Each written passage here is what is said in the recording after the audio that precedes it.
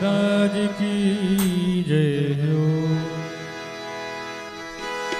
प्रभु नाम में क्या बंदिश, प्रभु नाम में क्या बंदिश, दिन रात लीजिए। हरि नाम में क्या बंदिश, दिन रात लीजिए। प्रभु नाम में क्या बंदिश, दिन रात लीजिए। ताली बजा बजा कर, ताली बजा बजा कर शुरुआत कीजिए। हरि नाम में क्या बंदिश, दिन रात लीजिए। प्रभु नाम में क्या बंदिश, दिन रात लीजिए। कहते हैं कि तालियां बजाने से हाथ की रेखा खुलती है। भगवान के दरबार में अगर आए हो तो तालियां जरूर बजाते रहिए, क्योंकि तालियां बजाने से जो हाथ की रेखा खुलती है। बहुत लोग तो आते हैं, ये तो ठंडी यहाँ पे नहीं हो रही है, हमारे वहाँ पे ठंडी जब होती है तो साल ओढ़ के आते हैं, वैसे हाथ अंदर कर लेते हैं, बाहर ही नहीं निकालते। और कहते क्या है, औरों के पास जाने से क्या होगा फायदा, औरों के पास जाने से क्या होगा फायदा। चरणों में प्रेम अश्रु की, चरणों में प्रेम अश्रु की बरसात की। हरि नाम में क्या बंदिश, दिन रात लीजिए।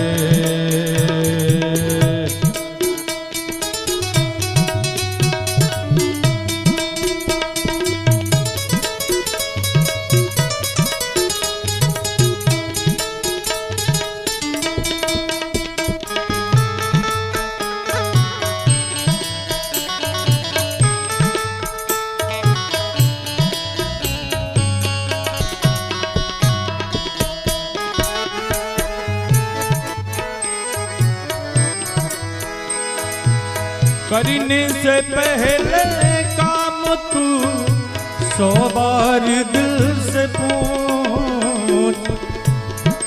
कहते हैं कि करने से पहले काम तू 100 बार दिल से पूछ। अगर मन ना कहे, कहीं अगर जाने का मन है, अगर वो मन रोक रहा है तो मत जाओ वहां पे। इसीलिए कहा गया करने से पहले काम तू 100 बार दिल से पूछ। करने से पहले काम तू 100 बार दिल से पूछ।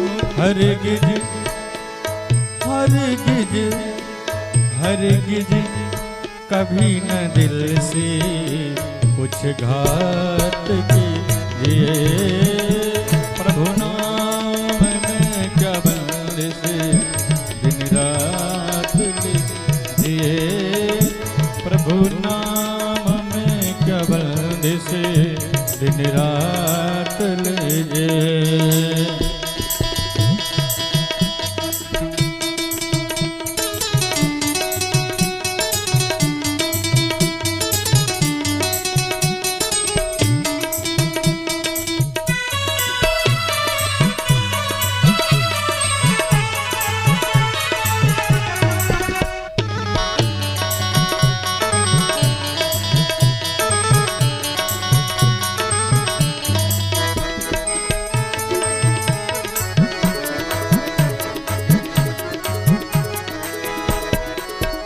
प्रभु नाम में क्या बंदिश, दिन रात लीजिए।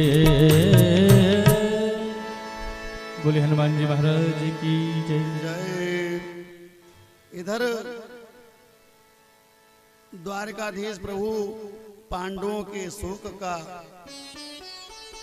पितामह भीष्म द्वारा निवारण करवा के अपने प्रिय भक्त भीष्म का अंतिम मनोरथ पूर्ण करते हुए पुनः पांडवों से द्वारिका जाने की अनुमति प्राप्त करके चले गए। विविध देशों में परिभ्रमण करते हुए द्वारिका में पधारे। द्वारिका वासियों ने बड़ा दिव्य भगवान का जो है सम्मान किया कि बहुत दिन के बाद आपका आगमन हुआ है, इसलिए अद्भुत सम्मान किया। सभी से भगवान यथा योग्य मिले। सौनक जी ने पूछा कि भगवान परीक्षित का क्या हुआ? उत्तरा के गर्भ को तो भगवान रक्षा करके चले गए, उसके बाद में उसका जन्म कैसे हुआ? तो सूत जी को स्मरण आया कि रे महात्माओं, आपने ठीक पूछा। आप भगवान की कृपा से वो बालक माता के गर्भ में बिल्कुल सुरक्षित रहा। समय आने पर सकुशल उसका जन्म हुआ।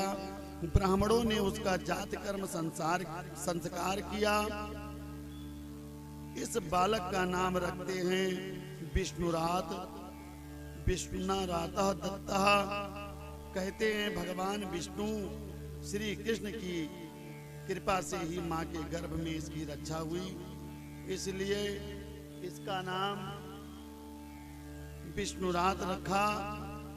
पर ये बालक जिसकी गोद में जाता था चारों तरफ देखता ही देखता रहता था कि वो झांकी जो गर्भ में हमारी रक्षा करने आई थी चतुर्भुजी रूप में, आज वो कहाँ है जो हमको दिखाई नहीं देती है। कहते हैं परिता इचिते इत परिचिता, न जाने चारों तरफ किसे ढूंढता रहता है, इसलिए इनका नाम परीक्षित के नाम से विख्यात हुआ। समय आया, एक दिन विदुर जी तीर्थ यात्रा करते हुए आए और पांडवों ने उनका बड़ा भारी सम्मान किया। रात्रि में एकांत पा करके धृतराष्ट्र जी से मिलने विदुर जी गए और पूछा, महाराज आप कैसे हैं? पांडव लोग आपका ख्याल रखते हैं कि नहीं रखते हैं? तो धृतराष्ट्र ने पांडवों की बहुत प्रशंसा की कि हमारा बहुत ख्याल रखते हैं, बड़ा ध्यान रखते हैं। सबसे पहले मुझे भोजन कराने के लिए तो भीम ही आते हैं। इस प्रकार जब बार बार प्रशंसा किया, विदुर जी ने कहा कि थोड़ी शर्म तो करो, आपको तो बिल्कुल शर्म नहीं है। जिन पांडवों को मारने के लिए आपने कुचक्र इतने रचे, आज उन्हीं के रोटी पे आप पल रहे हो और उनकी प्रशंसा कर रहे हो, आपको धिक्कार है। अब ये भी भला कोई जीवन में कैसे कहे?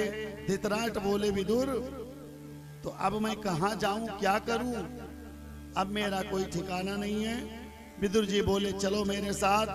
रातों रात धृतराष्ट्र व गांधारी जी को लेकर के विदुर जी बाहर निकल गए। नियमानुसार प्रातः काल जब पांडव जागते थे तो अपने ताऊ जी को प्रणाम करने जाते थे, दंडवत करने जाते थे। भवन में प्रवेश किया तो ताऊ जी का कोई अता पता नहीं चला। संजय से पूछा तो संजय ने भी मना कर दिया कि मुझे मालूम नहीं है। बहुत दूर दूर तक ढूंढने गए, कोई पता नहीं चला। युधिष्ठिर महाराज बहुत दुखी हुए, न जाने हम लोग से क्या अपराध हो गया, कौन सी बात हमारे ताऊ जी को बुरी लगी जो हमें बिना बताए चुपचाप चले गए। बहुत दुखी हैं। जैसे कहते हैं तुम्हारे ताऊ जी को तो विदुर जी जैसे महापुरुष के सानिध्य मिल गए हैं, आप दुखी मत हो, उनका निश्चिंत कल्याण हो जाएगा और आप निश्चित हो जाइए। पांडवों को शांति मिल जाती है। और समय बीतता गया, धीरे धीरे अब सुगंध होने लगा। भगवान द्वारिकाधीश द्वारिका चले गए। अर्जुन को भी साथ ले गए। आज पूरे 7 महीने बीत गए, पर अर्जुन जब वापस नहीं आए तो धर्मराज को शंकाएं होने लगी। भीमसेन से बोले, भैया भीम, आज पूरे 7 महीने बीत गए, ना जाने क्या बात होए, अभी तक अर्जुन आया नहीं। उसका संदेश बड़े बड़े, आज तक संदेश भी नहीं आया। बड़े बड़े भयंकर अपशगुन होते हैं, मुझे बहुत अनिष्ट संकेत दे रहे हैं। जब हम मंदिरों में दर्शन करने जाते हैं तो मंदिर की जो प्रतिमाएं हैं वो हमको रोती हुई नजर आती हैं। आज गाय को बछिया का दूध पीते हुए मैंने देखा है, ये बहुत बड़ा अनिष्ट का संकेत है। ये गता सप्ताधुना मासा भीमसेन तवानुजा नायाति कस्यवा हेतुर ना हम वेद मुंजसा। 7 महीने तक अर्जुन अभी लौट कर नहीं आए, संदेश नहीं आया। सबको आश्चर्य हुआ कि बड़ा अनिष्ट हो जाएगा। जब अर्जुन लौट करके आए तो अर्जुन का मुख एकदम कांतिहीन हो चुका था, आंखों से अश्रुपात हो रहा था। अरे लगता है कोई बहुत बड़ा अनिष्ट हो गया। अर्जुन जल्दी बताओ, तुम्हारी कांति क्यों नष्ट हो गई? कहीं तुमने बहुत बड़ा पाप कर दिया, कोई गौ का वध कर दिया? आप कोई विप्र का वध तो नहीं हो गया? वृद्ध और बालक की उपस्थिति में उन्हें खिलाए बिना चुपचाप उनके सामने कहीं आपने अकेले भोजन तो नहीं कर लिया? कहीं अगम्या स्त्री से आपका गमन तो नहीं हुआ? शरणागत की रक्षा करने में कहीं आप असमर्थ तो नहीं हुए? इस प्रकार बार बार पूछते हैं। अर्जुन कहते, वाह, द्वारिका में इतने दिन रह करके मैं आया,